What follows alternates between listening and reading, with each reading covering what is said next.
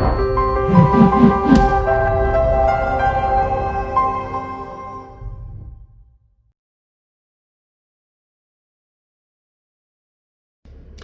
real estate nerds, this is Alex Yoder with Pro Tip Tuesday, my favorite day of the week. And today I'd like to talk about 3 quick FAQs pertaining to COVID and legislation in Colorado Springs.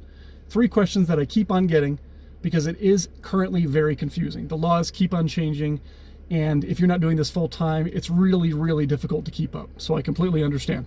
So the 3 top questions that I keep getting: number 1, can we charge late fees? If I was answering that question 2 weeks ago, I would have said yes, because the CARES Act has expired and now we can charge late fees if your tenants are not paying. However, there's a new governor's order in Colorado that prohibits late fees being charged through the end of December of 2020. So the answer is actually, at this time, no. You cannot charge late fees as a landlord if your tenant does not pay on time through the end of the year. Now, that may be extended. These rules tend to get extended. So if you're watching this video in the end of December thinking, ooh, I can start doing that in January, pay attention, because there's going to be new rules, new regulations coming, or regulations that exist that are going to be extended most likely. So keep track of that and stay tuned on the Colorado Springs Landlord Forum. Number 2, can I evict people for reasons other than non-payment?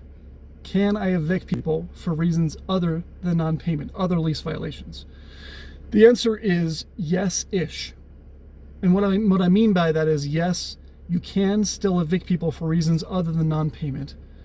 And in theory, it's about as easy as it was pre-COVID.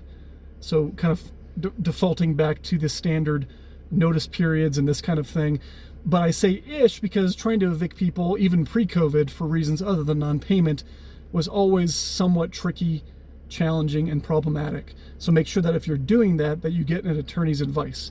Now, one of the things that I often hear is, I can't afford an attorney.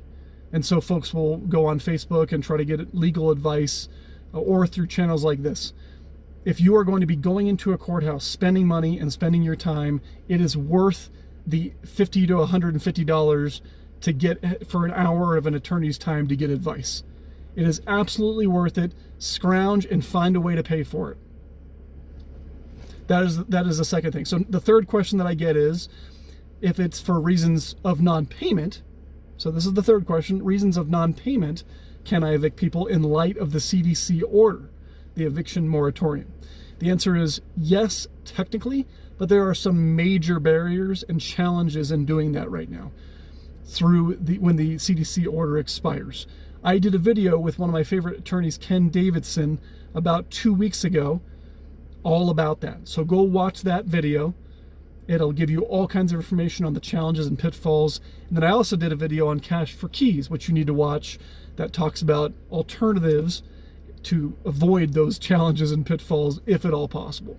So those are the 3 FAQs that I keep on getting. Hopefully this offered you some clarity and some value. Have a good rest of your week.